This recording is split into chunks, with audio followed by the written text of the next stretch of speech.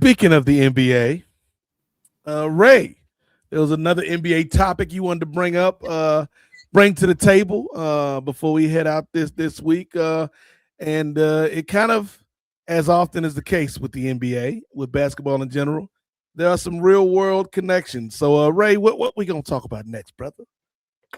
Well, I know you said earlier that we wanted to keep this podcast upbeat and we wanted to stay happy and stay lively, especially in this new year. But unfortunately, we can't avoid things that are going on within the world and specifically within the country that we live in. And the NBA has figured that one out as well. The Golden State Warriors and the Minnesota Timberwolves were scheduled to play on Saturday night. But due to the shooting of Alex Pretti by Homeland Security or by Border Patrol / ICE, they decided to postpone the game to Sunday, making their trip, Golden State's trip, being a back-to-back essentially, where they had to play on both Sunday and Monday night. But that is just that is just the background, or that's just the little bit of story regarding what's going on in Minnesota, based on the things that are going on in Minnesota. And I know, especially with our esteemed professor, I know he would like to get into everything that's happening in Minneapolis, whether it be the protests that happened the day prior on Friday, in which Steph Curry saw it outside of his hotel window, and he felt encouraged and emboldened. And then to hear of the news of Alex Pretti, who was trying to defend a young woman from being assaulted by ICE, and then ultimately sacrificing his life, Stephen Curry just felt like a bunch of shame, or not shame, but felt a bunch of sadness and disappointment. So I wanted to go ahead and throw you just everything that's going on with Minnesota. And let's not forget to mention, with everything that's going on in ICE, Keith Porter Jr., who was at the beginning of the year, was shot by an off-duty ICE officer in California. Yeah. And then we all know about the story with Renee Good, and now Alex Pretti, with the last two names clearly being Caucasian, and now people are starting to kind of press their names to the forefront. But with the Black community, we've been knowing these things about how the state can kill at will and ask questions later. What do you feel about now? And I think we're now starting to see kind of like a bipartisan backlash to everything that's happening in ICE now. How do you feel this is going to change the hearts and minds of Americans who are still trying to defend President Trump and ICE and Christino? For the people that are still trying to defend President Trump, we've got to kind of give up on those losers. They are where they are at. And if you clip this, I'll share this on my Substack later too. Gotcha. The problem right now is we were always on the precipice of this, right? I was writing an article earlier today on Kamala Harris, because I was listening to like a few different speeches she gave. She predicted every single negative thing with Trump that was gonna happen, that did happen. She predicted all of it, almost to a T. It's almost like Miss Cleo kind of shit. Well, better than Miss Cleo. R.I.P. to Miss Cleo, but you know, the thing with ICE is that they are Trump's goons. That's what they are paid to be. They are not well trained, and ICE has always been a trash organization. That's the one thing that people are having a hard time coming to terms with. Certain Democrats too. It's like, oh, well, ICE used to be okay, but then no, ICE was always garbage. They were garbage under Bush. They were founded under Bush with 9/11 as the backdrop. You know, it was like DHS already existed. How do we regulate, because they created a boogeyman, brown people from the Middle East.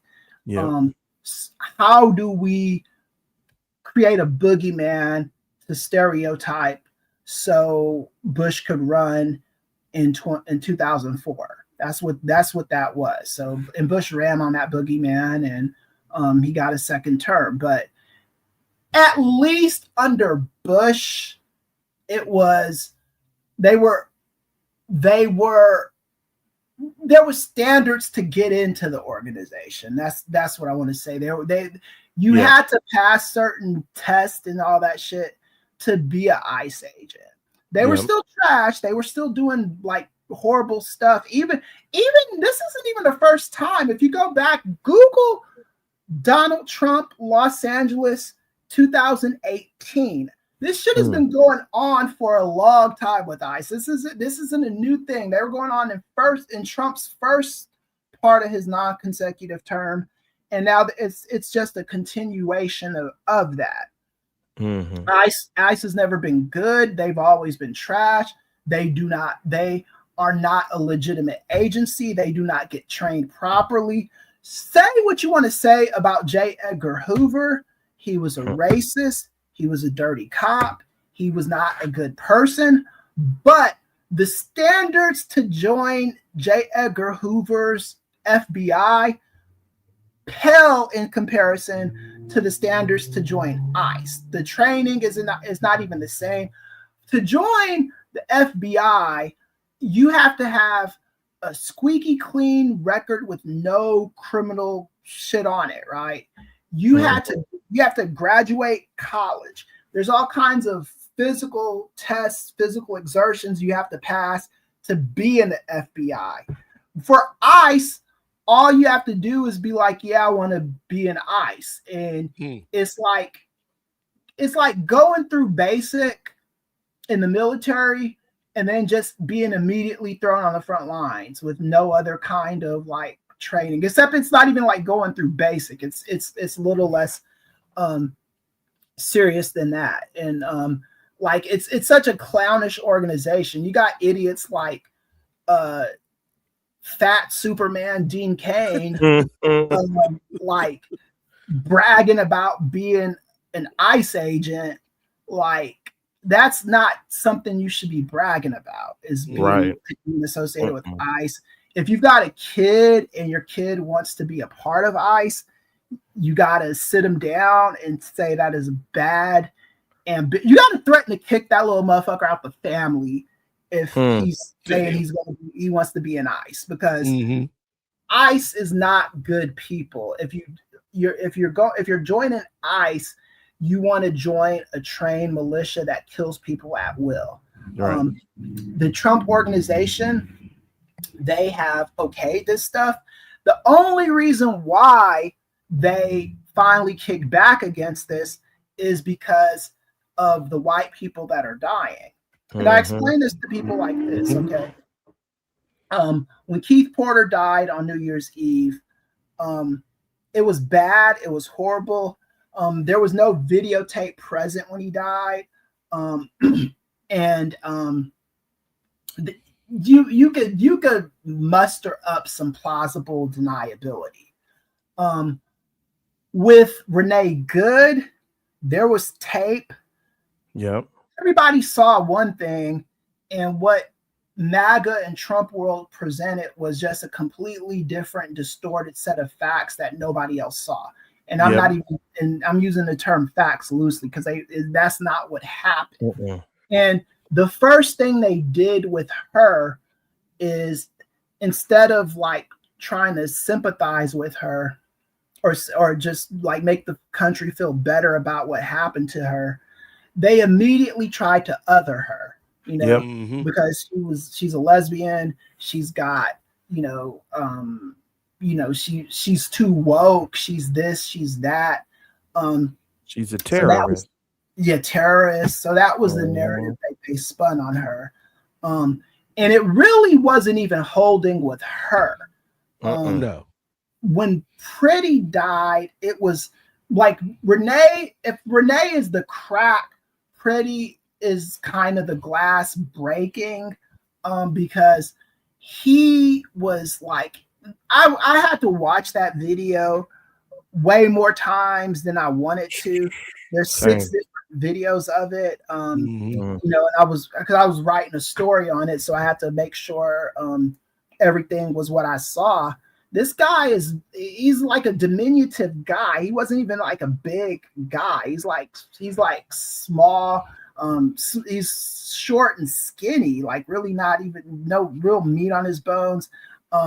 Had a concealed carry permit. And he wasn't brandishing the weapon. Nope. In one of the videos you see when they're tackling him, they actually remove his firearm from him, and then they shot him. And then and MAGA World still tried to spin this, Yep.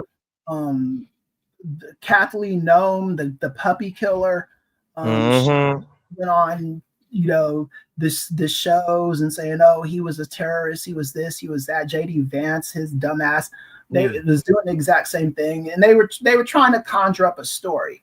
Yep.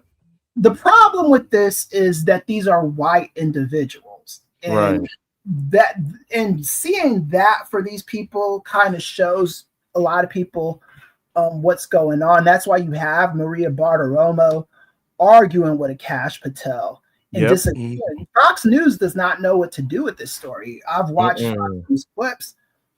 They just don't know what to do with it. The right doesn't know what to do with it. What's her name? Grandma Groyper, Megyn Kelly. She said, I know I'm supposed to feel sorry for Pretti, but I don't. Her shit was flooded with comments about you fucking bitch, you evil person. Why? How can you say such a thing? What people don't understand about whiteness is not a race. Whiteness is not ethnicity. Whiteness is a rank. I try to explain this to people.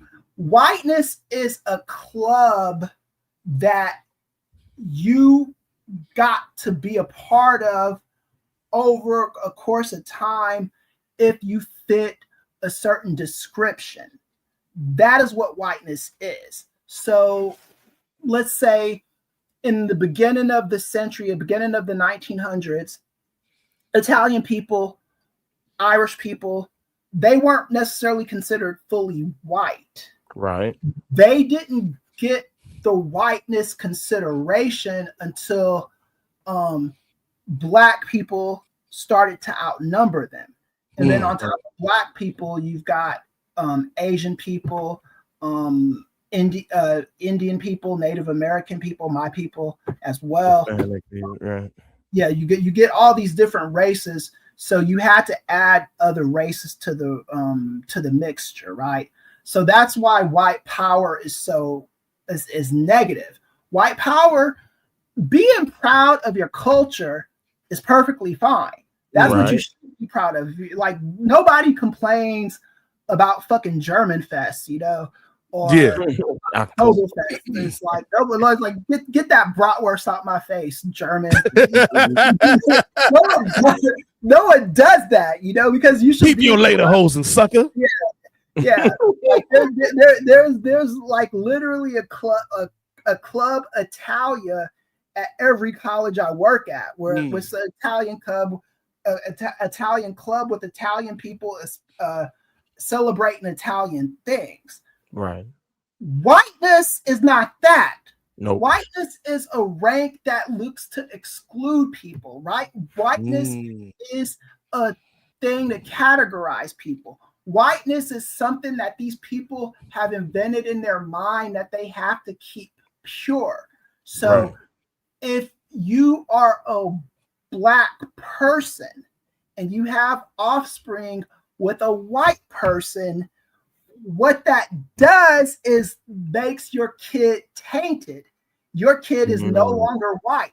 Your kid is Black, because that's the rule of the one drop. The one drop rule is the minute you taint the race, your kid is Black. So that's and that's what these people are afraid of.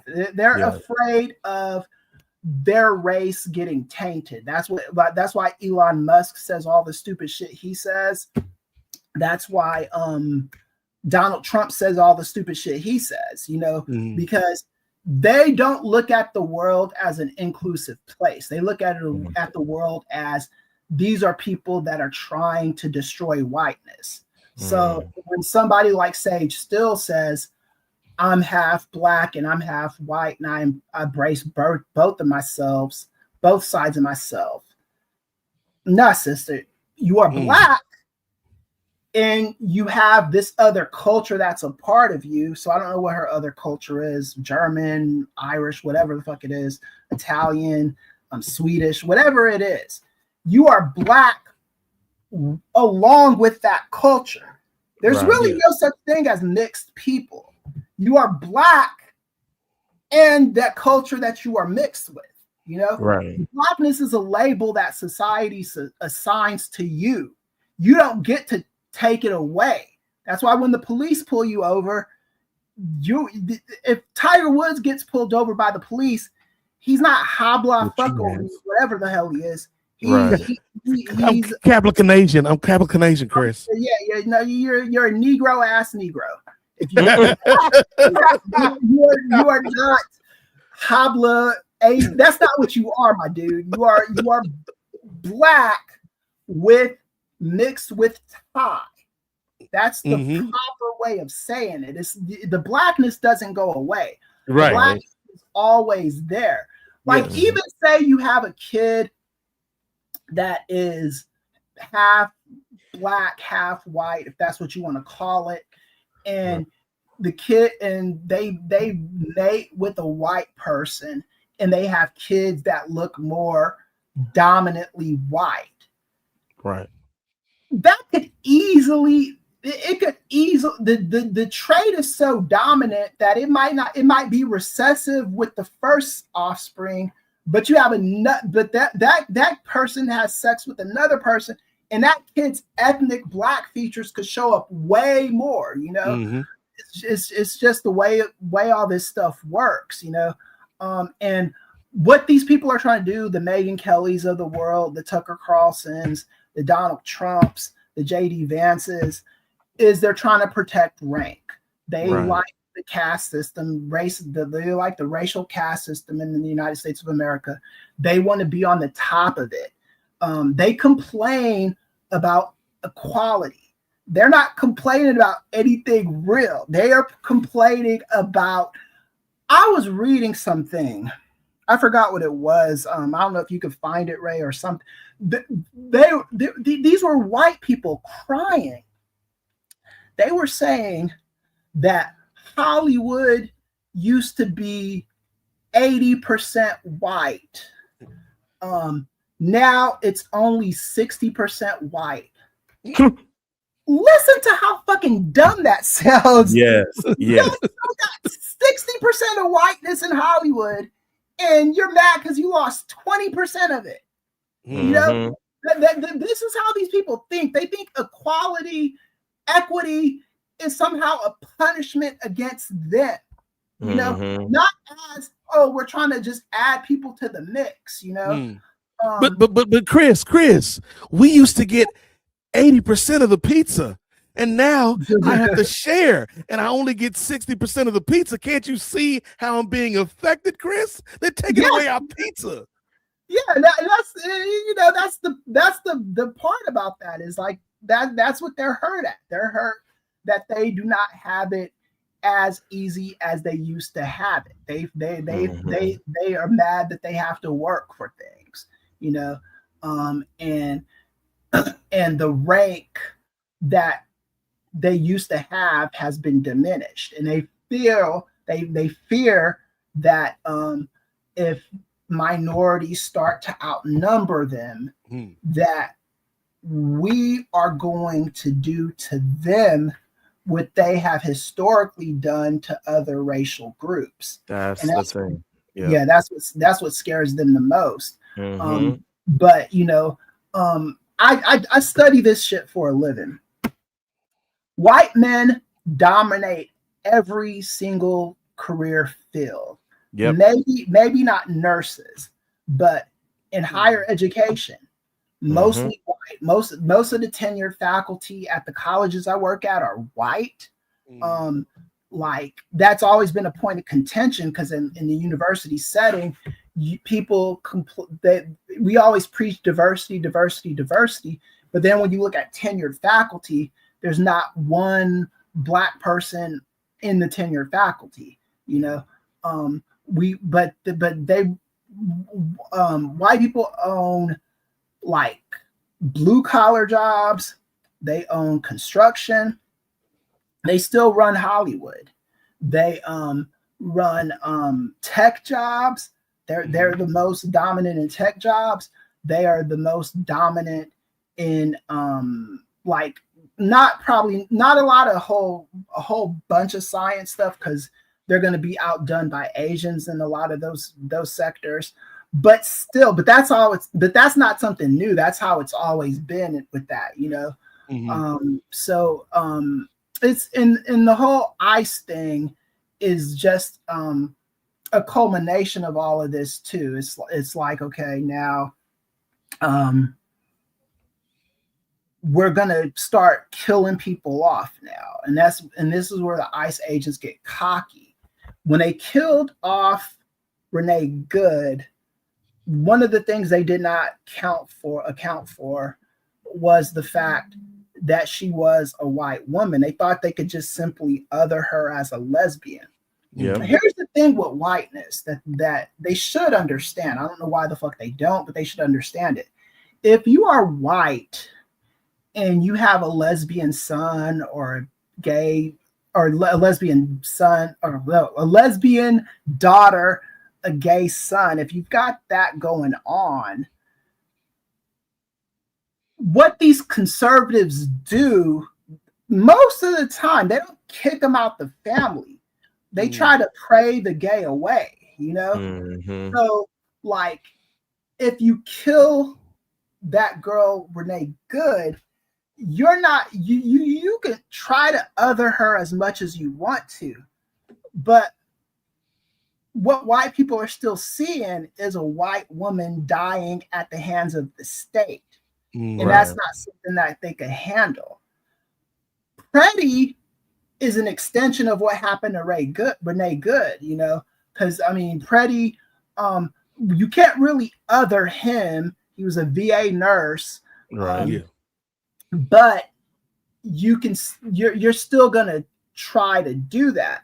So now what people are saying, what these elected officials are saying, Chris Meadow out of Minnesota, all these people, they're like, they didn't have any problems with the race stuff before, but now that they see that they're starting to be the ones, the victim of this wrath, this racial reckoning, it's like, okay, hold up, hold back. Philando Castile told the cop, I have a gun on me. Let him know he was armed. They still shot him, and now they're seeing this happen to white people, and it's a problem for them. I wish we lived in a country where we didn't have to see white blood shed for things to start being meaningful to these people. But unfortunately, that's just how we are. If MAGA's not careful with this, that friendly fire that went to Renee Good, Alex Pretti, even to Keith Porter, what's going to happen is it's going to go to one of their own. It's going to go to America. It's going to go to somebody like that. So you really have to put this, under wraps. And I talked to other professors too that were saying athletes need to stand up to this, and celebrities and all this other stuff. I agree Also, though, if you're an athlete that's going to stand up to this, I don't want you saying anything stupid. That's always my concern with athletes and entertainers and stuff. Is if you don't know the right words to say, I do think you should shut up. If you know the right words to say, go by all means use your voice, you know. But it's a sad state of affairs in this country right now, man. I wish things didn't have to be this way. Unfortunately, it has to be this way at the moment because they're going to keep doing this unless it is this way, you know. So hopefully, I want to say this too. He did replace that Bovino guy that he had, the head of Border Patrol. Border Patrol, with Tom Homan. Man, that's a lateral move, you know. It's like you want to get shot in the head with a pistol or a shotgun, you know. It's better because maybe Tom Homan is a different kind of moron than what's his name, Bovino. Right. But it's what they're trying to do is have their cake and eat it too. They want to keep the white supremacy around, and they want to keep the deaths in the streets up, but they also don't want the negative press that comes along with doing that. And that's just what's happening in these people. And it's also great to see Grandma Groyper get cussed out by people online. And Stephen, you ought to be ashamed of yourself too. But yeah, so it's you know, we'll see where this goes. It's ironic in a way, Ray, you know, because to Chris's point, like for an athlete, if you're uninformed or don't know the right words to say, like, you know, not saying that you shouldn't have a voice, but maybe get with somebody that is informed and find what your voice needs to be in this moment. But it's ironic that the game that was postponed, you had two people that I would want talking about this stuff whenever they feel like it, in Steve Kerr, coach of the Warriors, and Steph Curry, like who have both kind of been on these streets, metaphorically speaking, Chris. You know, we saw Steve Kerr at the DNC. You know, we saw Steph Curry come out and speak about some of these issues before in the past. And so those are two people in the sports world that I would be comfortable speaking their opinion and making their thoughts known. I find it interesting that it always has to get to this, Chris. It always has to get to the point where some people will not acknowledge a bad thing as bad until it affects them directly or indirectly. And I think that's what a lot of people are going through right now in the wake of the murder of Pretti, because it's like, that could be my brother, that could be my son, that could be my cousin, that could be my best friend.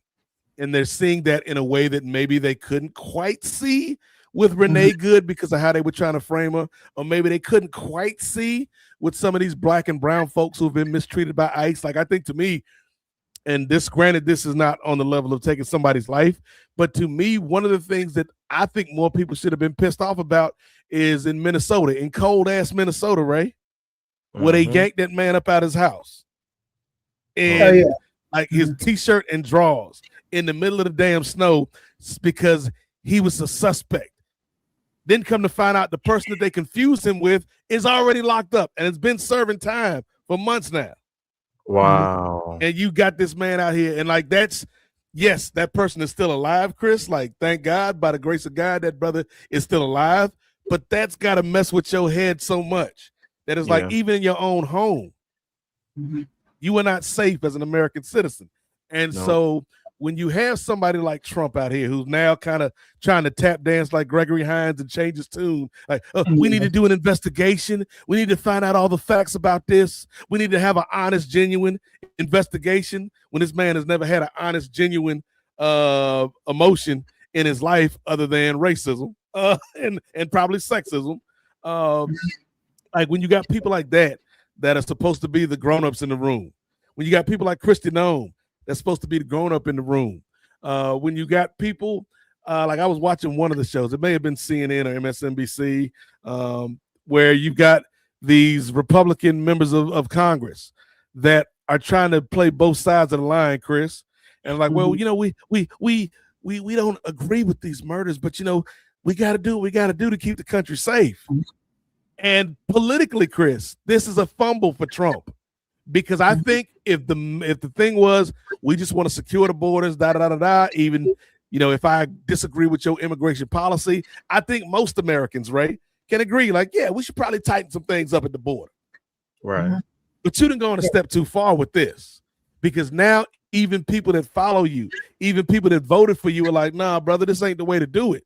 When you out here killing people, man, that was like Renee Good was somebody that mattered to her community and to her family, and she's gone.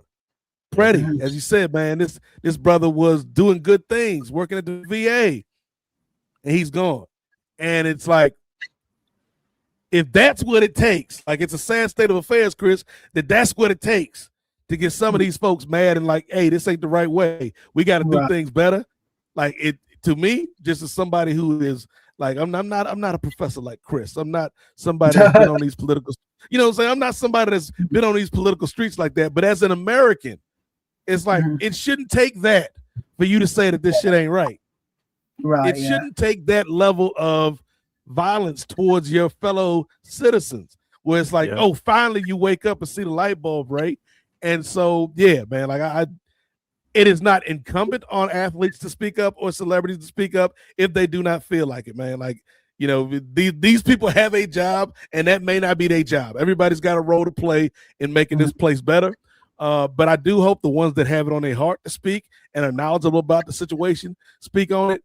But also, we need to start holding people accountable, because as Chris will always tell you, elections have consequences. Yep. And a bunch of y'all, like, maybe not a bunch of people that are watching this right now, but a bunch of y'all voted for this. And you can say, Nate, I didn't vote for them to shoot people, not shoot white people in the streets. I didn't vote for that. Yes, you did. Because you voted for a man that don't give a damn. Here's the secret, Chris. Yeah. Trump don't even give a damn about these white people. Right. Trump does not care about these folks. Yeah. And so if you got a president that don't care about your cost of living, don't care about the way you're living, don't care that your brother or your sister or your cousin or your friend could get killed in the street, that's who you voted for. And now you're seeing the consequences of the choice that you made. This is the penance we're paying for not voting for Kamala Harris. We're collecting the bill. It just is what it is. Well, we're good, Chris. We good. I mean, we still gotta endure all of this stuff, but we good. We literally didn't vote for this. But we didn't vote for this, but we still suffering. Yeah, exactly. We still gotta go through. Yeah, I'm speaking to the collective, and on election night, I usually on election nights, I will drink. I'll have victory drinks. If we win, if the right candidates win, I will have depression drinks or sorrow drinks if they lose. On election night in 2024, I didn't do either. I just laid in my bed and stared at the ceiling. No, I needed, look, Chris, that's where you and I are different, Chris, because I needed about 3-4 of them things after that man won. I was like, no, dog. I should have I needed that too, but I thought I also needed to kind of be sober in that moment and understand America is not the country that I was trying to give it credit for that year. It's just I'm never going to forgive the United States of America for electing Donald Trump for a second non-consecutive term, especially for the reasons that people were giving me, like they weren't moved by Kamala Harris and like making up stuff about her and her views on Palestine and just all kinds of stupid shit I'm going to vote for Jill Stein. I'm going to vote for Cornel West. And because they voted for this Green Party candidate, Chris, now we got a dumbass commander in chief who's trying to fight Greenland. When in the history of ever have you heard somebody trying to fight Greenland? I know, right? Like, and the thing is I really do need people to sit with that shame. Because nobody wants to, and then politics is one of those games where people like vote for the wrong candidate or don't vote the way they're supposed to vote. They see all the bad shit going on, and then when you ask them, so do you regret voting for Trump? Oh no, I'm still happy with my vote.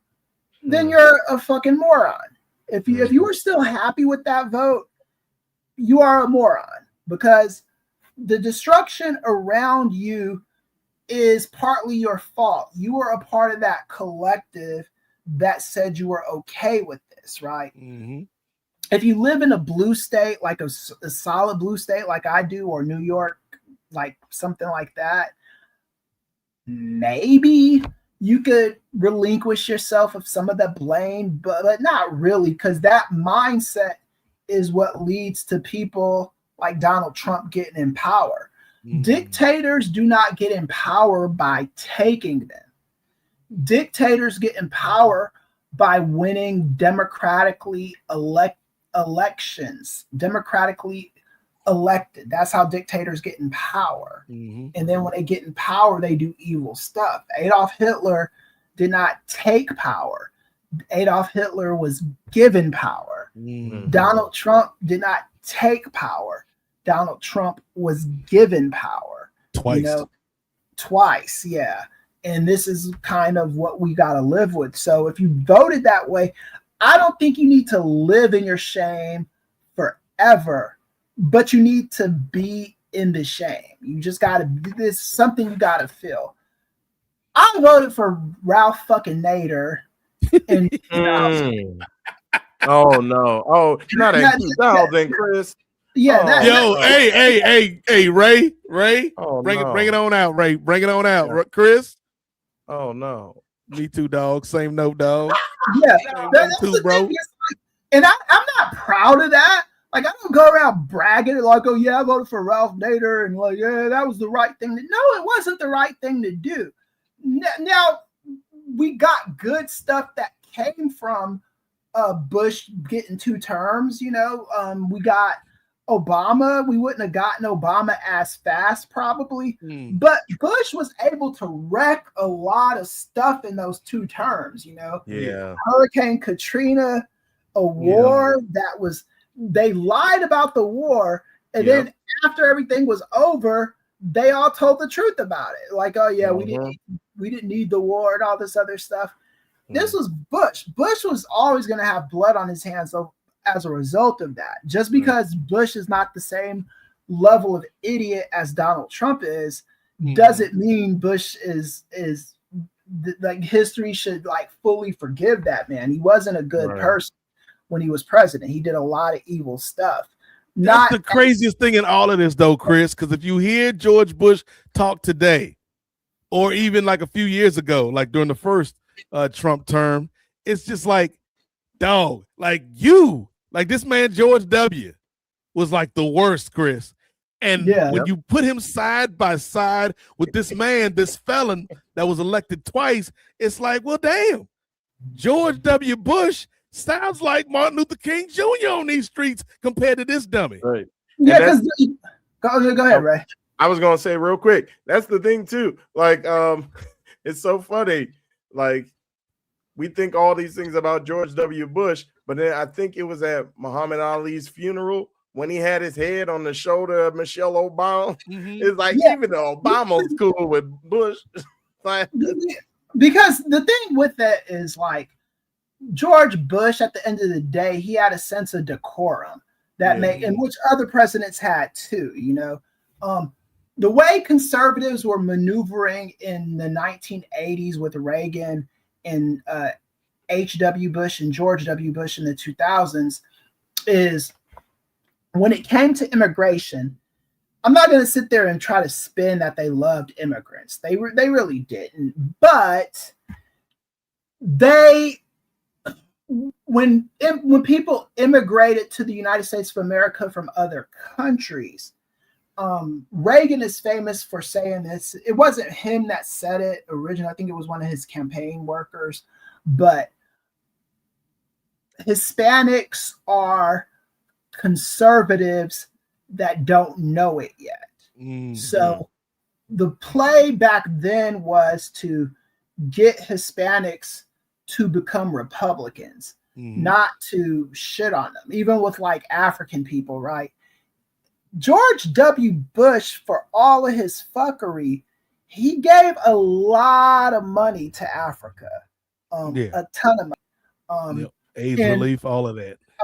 AIDS relief, and part of that was if they come to America to get them on the Republican side of things, you know, that was actually kind of a smart play. That's not what Donald Trump and them are doing. They're doing this exclusionist stuff. Steve Miller has the most like microscopic dick energy of anybody in Washington, D.C. And that's kind of the play of these guys. It's like they're jealous of Black people. They're jealous of Mexican, Hispanic people. They're jealous of anybody that is not them because Donald Trump hates Barack Obama because Barack Obama is better than him at every fucking metric. Yes. Every way. Barack Obama is more handsome than Donald Trump. He's more fit than Donald Trump. He's more smart than Donald Trump. He graduated from Harvard. I think he went to Harvard Law. He's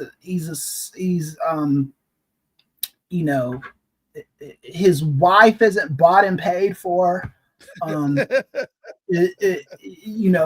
Obama just kills him in every metric. People like Obama. Obama has a Nobel Peace Prize that he won based surely off of charisma because Donald Trump is right.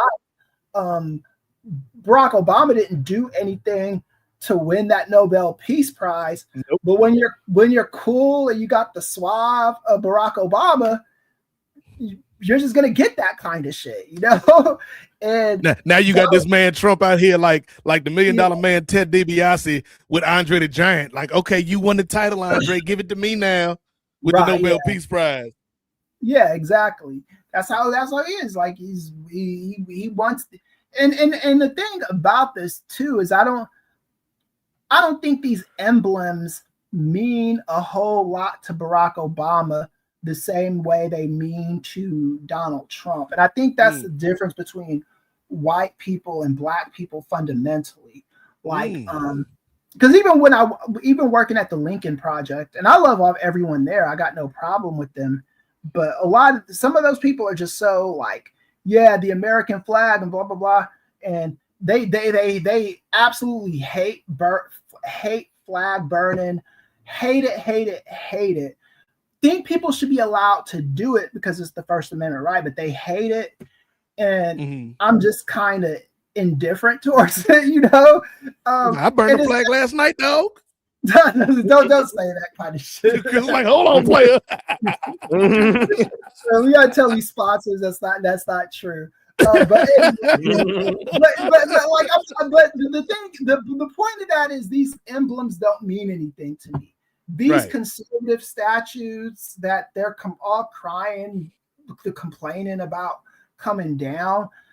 I didn't like walking in Virginia and looking at a statue of Robert E. Lee staring at me in the face, but I honestly didn't give a fuck if it stayed up or came down, you know. That's stuff they care about, you know. They're the ones that are complying because a lot of these MAGA people don't understand that they associate themselves with losers. They feel the most, and this is psychological too.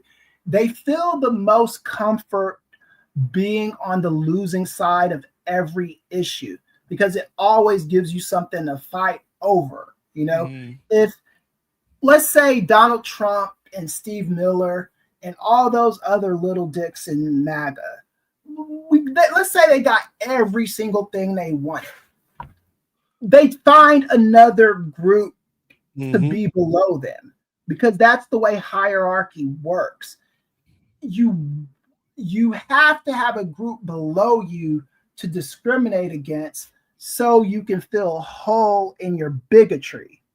That's it, and until these MAGAs come to terms with that, they're going to forever be fighting. That hate battle is never won, because if you win one battle, you have to find another group of boogeymen. You got to find more people to hate, because you have to associate yourselves with losers. Even when you're winners, you have to associate yourself with losers. Donald Trump, his on his mom's side of the family, I believe they are Irish, something. You can look this up, but they're like part Irish. They were a part of the winning side of the Civil War, right? They were part of that, But Donald Trump is a New Yorker. Donald Trump is not from the South. Donald Trump was born in New York. However, if he related to the side that went against the Union, it would taint his brand. It would kind of like say, it would make him, he doesn't have a man to fight against. So you need to position the South as these winners, not these racists, not these horrible people, but they really won the war, even if you were on the winning side of the war, you have to associate yourself with the losers so you can relate to other losers, And he's somebody who, as we start to wind things down this episode, he's somebody who is always fighting the battles of the past instead of being a leader for the future. He's always bringing up Joe Biden. He's always bringing up, I really won the election. He's always bringing up Barack Obama because of that inferiority complex. And so it's like, even when he, go ahead, Chris.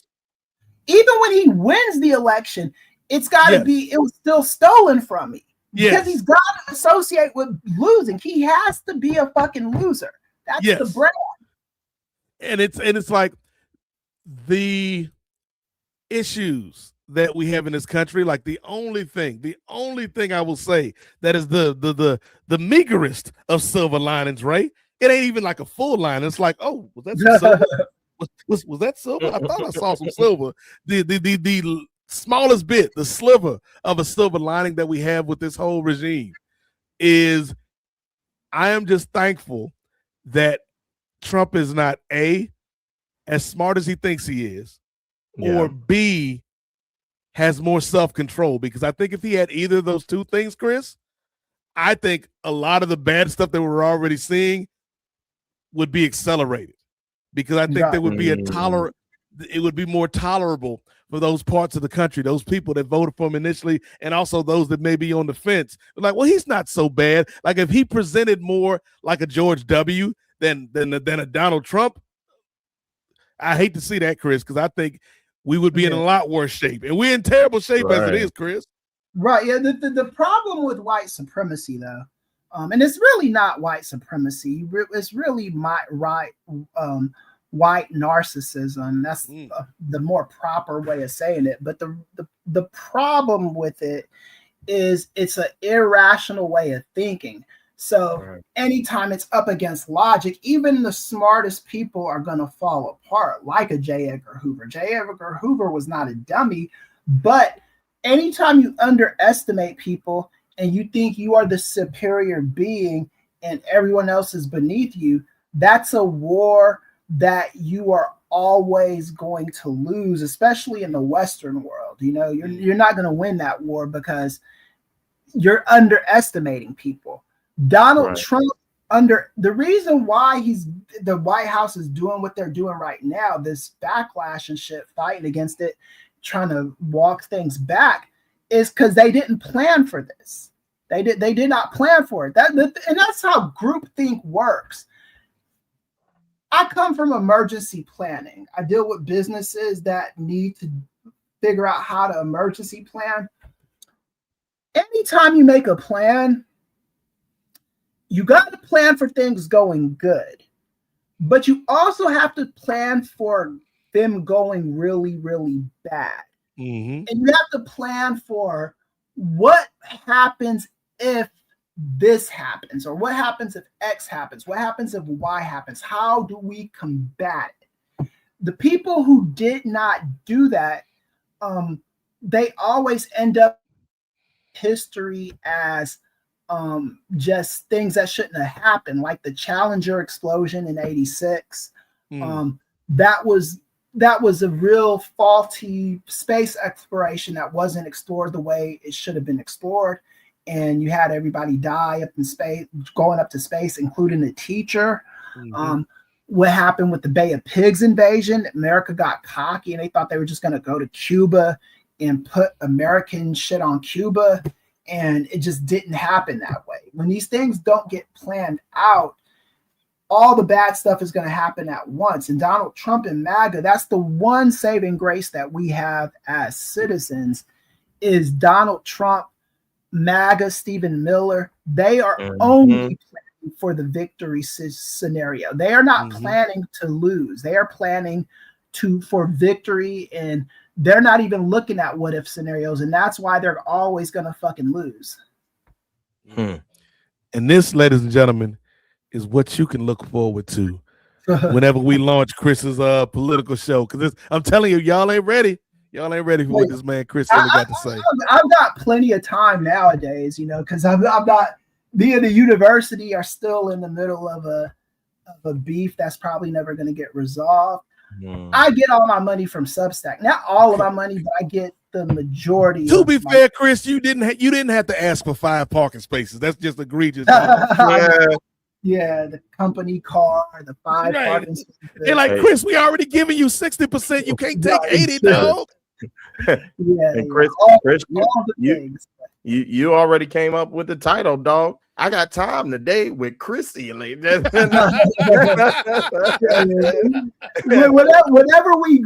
we can figure it out, because I'm home 5 days a week. This semester I am not on campus.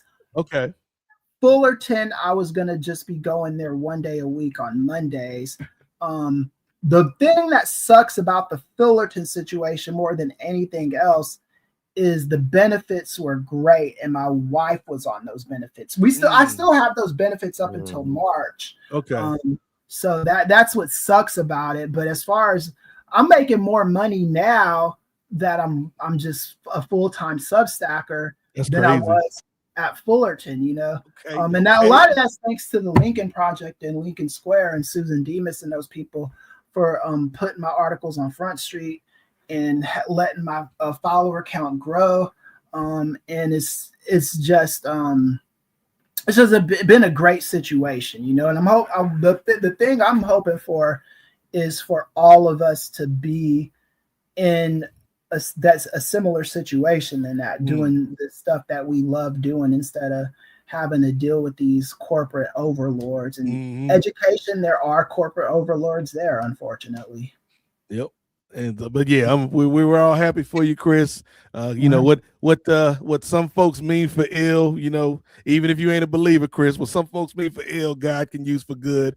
Right. And we know you're gonna kill it, man. And I'm excited, Chris, because I feel like whenever we do get your show off the ground, brother, I think there is something in the way that you present politics that even if you're not somebody that has studied this or is watching MS Now or watching Fox News or watching CNN all the time, like you can present it to where the average person can get what you're saying.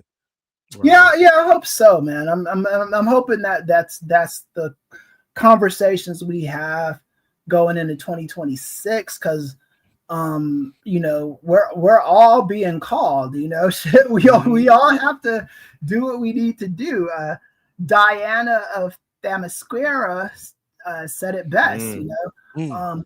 Where I come from, the generals don't hide behind desks. We have to get on the floor, you know. And that's what that's one of the things I forgot to say today too.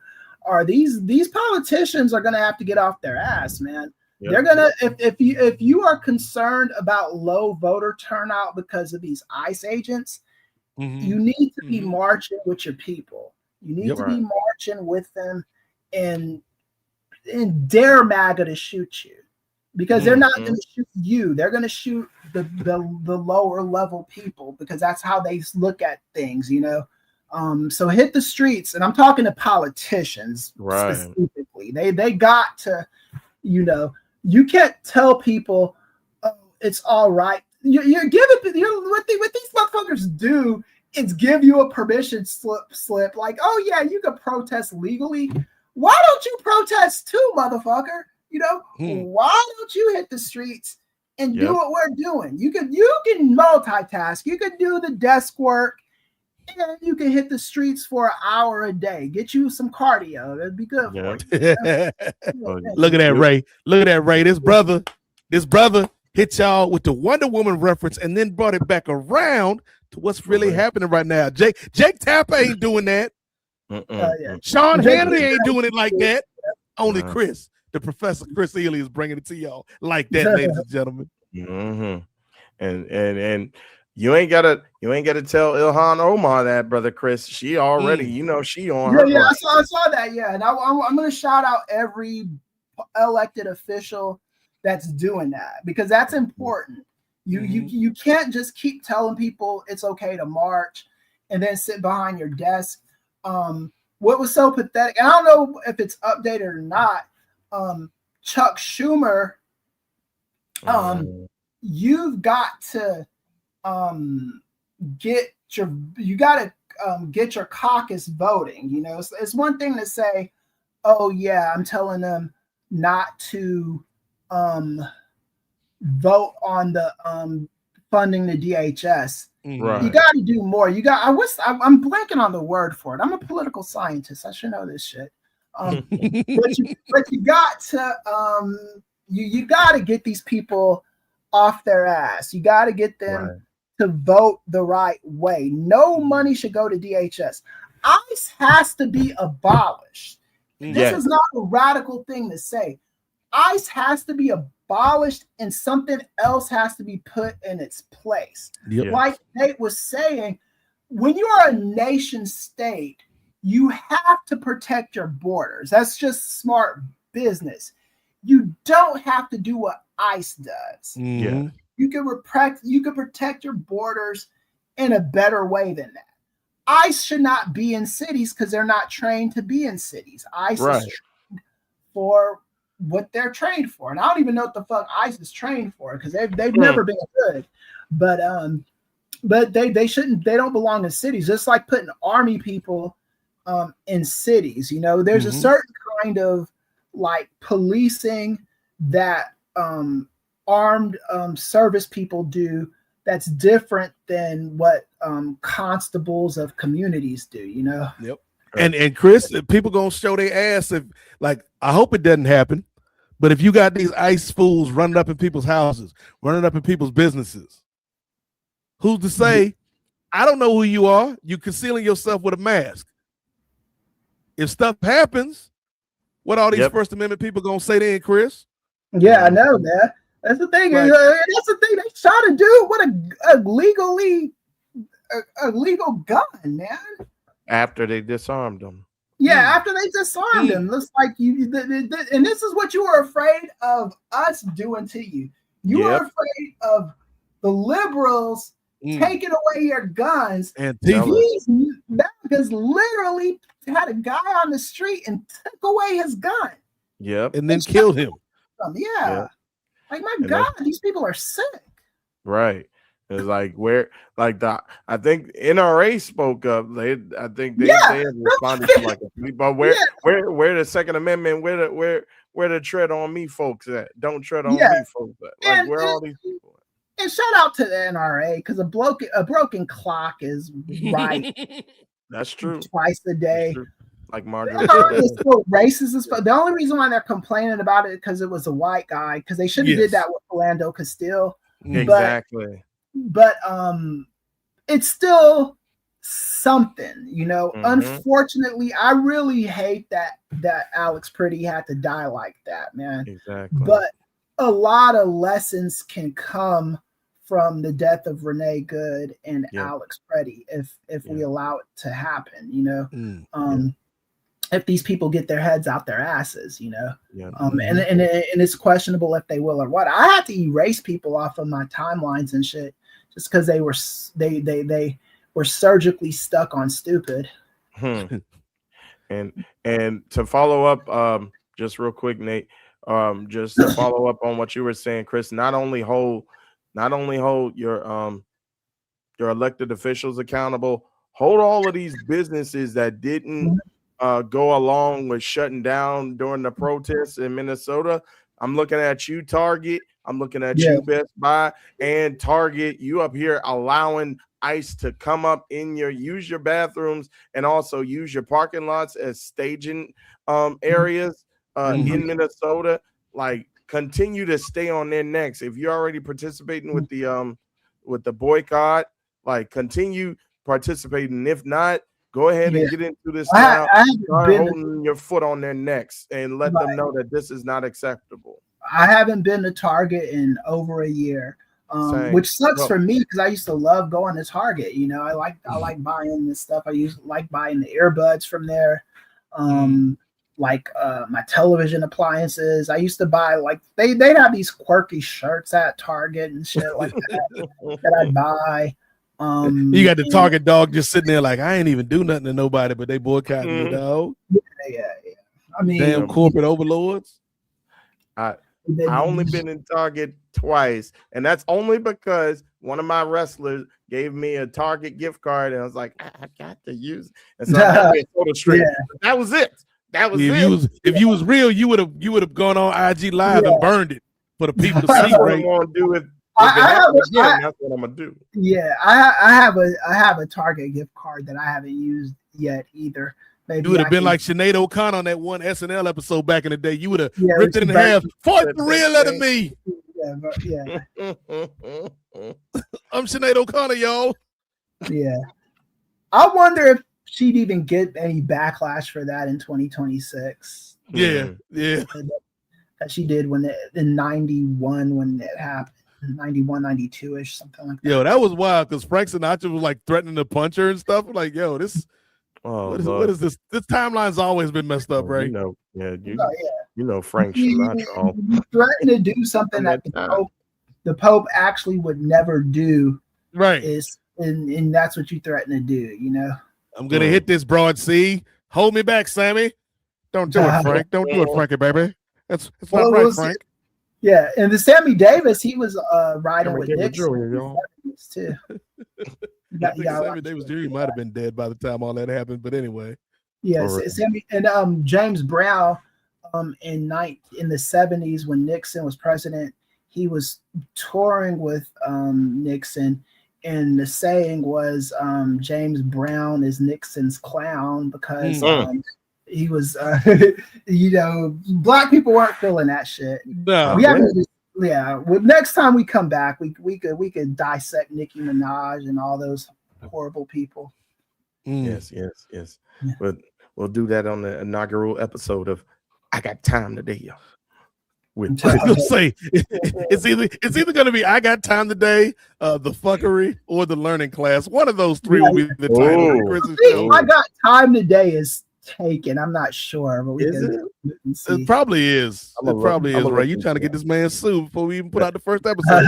Hey, remember, I was the one that was looking up ring theory, y'all. So I would do my due diligence. Yeah. Some of these patent trolls will come up behind you and buy your fucking patent. Like, I'm more creative than one fucking thought, dumbass. You know. Oh, and on that note, Ray, this was a very uplifting episode, Ray. Indeed. But yeah, we couldn't. We felt we'd be remiss if we didn't talk about it because it did have a connection to sports in a roundabout way, and sports has always kind of been a microcosm of America, and America's in bad shape right now, but we will survive as always.